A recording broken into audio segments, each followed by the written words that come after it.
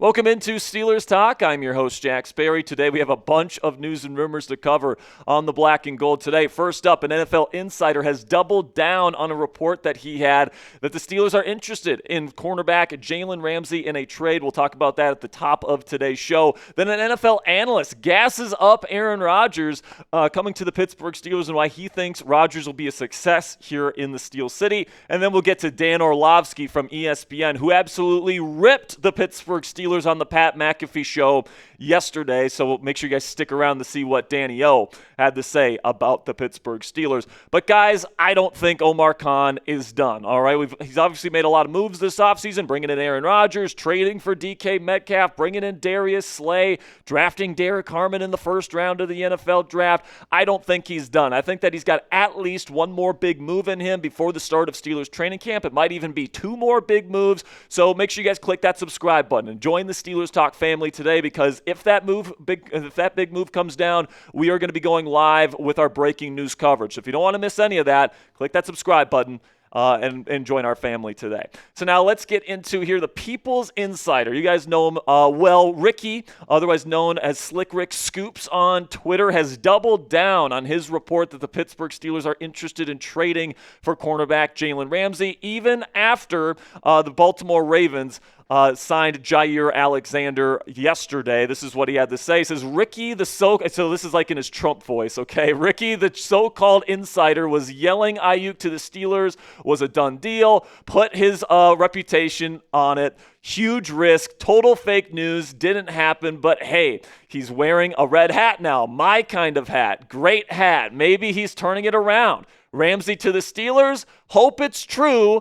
If he's wrong, again, disaster. So this is him pretty much saying, yes, I'm doubling down on the Jalen Ramsey to the Pittsburgh Steelers report. And we got to remember here, guys, I know a lot of people are going to kind of do exactly what Ricky did in his post, kind of call him out for getting the Brandon Ayuk thing wrong last offseason. But this offseason, he has been nails when it comes to his Steelers reports, saying George Pickens was going to get traded just hours before he ended up getting dealt to the Dallas Cowboys, and then saying Rodgers was going to sign with the Pittsburgh Steelers just hours before he actually signed with the Pittsburgh Steelers. So Ricky's been pretty on the money here. And when it comes to Jalen Ramsey, we've talked about him a couple of times on the show here over the last couple of weeks or so. He's going to be 31 years old this year, so he's certainly not getting any younger, but he does bring great size to the table, 6'1", 208 pounds.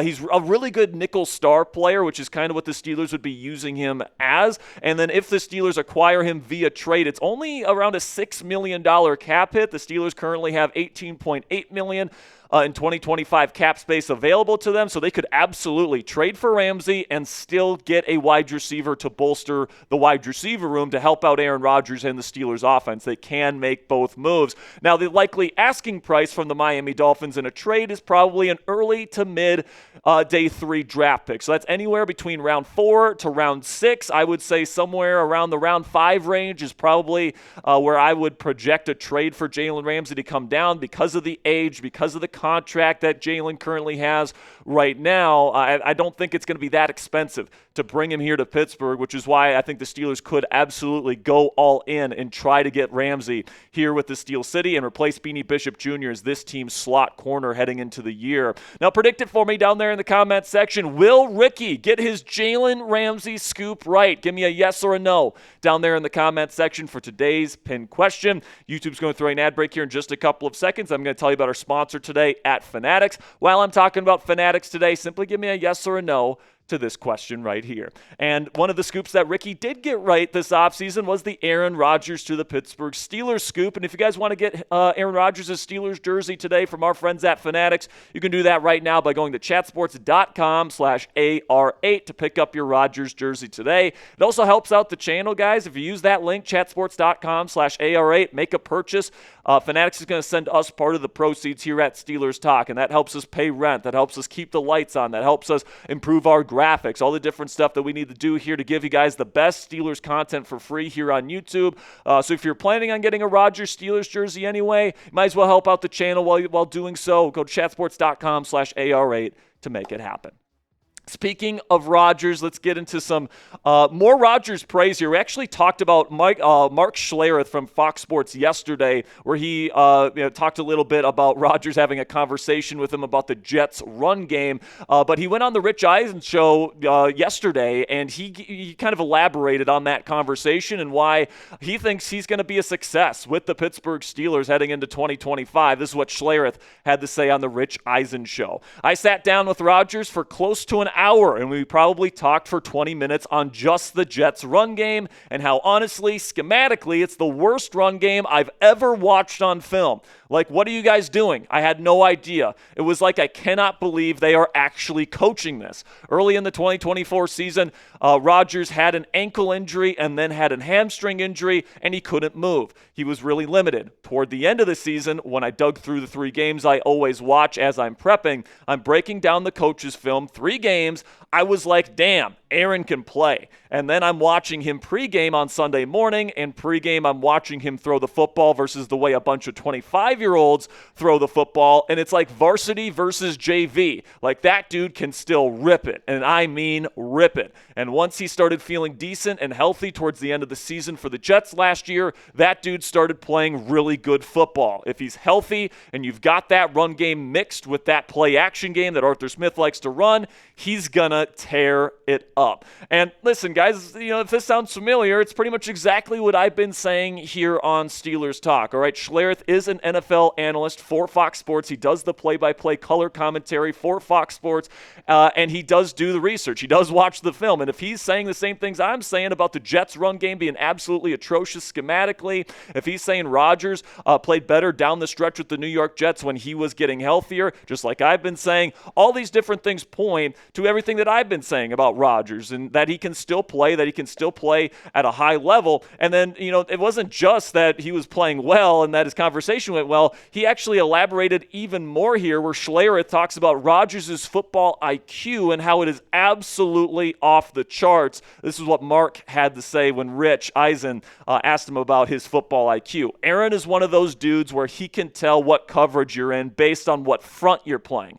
The guy just understands football at an unbelievable level, and sometimes he'll get on a diatribe where we're talking together, but he's really going through it in his mind, and you can see him with the pictures in his mind going, we're running belly weak, and you have a one technique, and that thing should be cut back to the A gap, but we're stretching it to the front side. He's just going to town, and I'm like, because I've seen it all, I'm like, he's 100%. What are the Jets doing? You need to gap that up in the middle linebacker as opposed to stretching it outside. All these different things that you think of as an offensive lineman, and Rodgers is talking about the game as if he plays guard. I find that most guys can't do that. Most guys outside of their position can't talk about the problems of other positions. I always think the greatest coaches and greatest players have a wonderful understanding of everybody's issues and everybody's problems. If you can understand what the problem is with the coverage of the defense, then you have a better chance to attack it. And there's nobody I've ever talked to, Rodgers, Brady, a couple of guys,